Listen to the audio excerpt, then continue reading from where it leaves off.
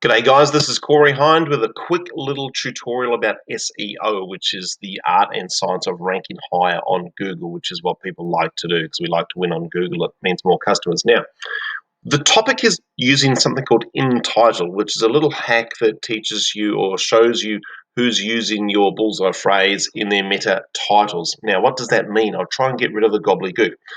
Thing number one, you've got to know your bullseye phrase, which is the phrase that you want to win on Google that gets you customers.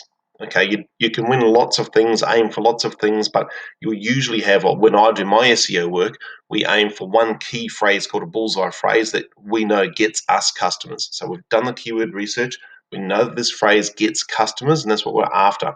So I'm going to show you a client of mine, okay, ZR Decorating Services. Now, we have identified through our keyword research that Wellington House Painter gets a lot of search volume, and those people click, contact, and turn into customers. So we know that our bullseye phrase is Wellington House Painter or variations of that, but let's go with Wellington House Painter. Now, in terms of SEO, there's a few things you need to know. Google looks at your site and ranks your site based on a whole bunch of things. Now, probably the top thing would be a URL. If you had the website wellingtonhousepainter.co.nz, that would be an incredibly powerful signal to Google that that's a good search result, and you'd probably win on Google. Now, if we go down past the Google My Business result, bit of a flex, we've got that going to number one. If we look at a normal Google search, here's a URL here, ZR Decorating. This is your meta title or your page title. Okay, so that's a very important piece of kit.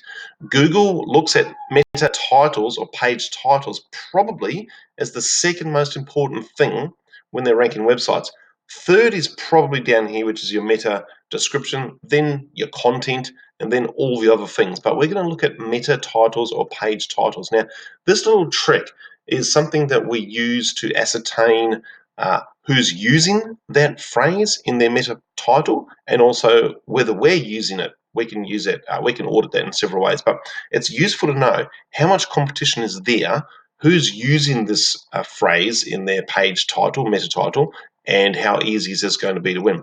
So the trick is this, right? If I just highlight this, you type into a Google search bar the word in title, colon, and then the commas, Wellington House Painter, no gaps in there.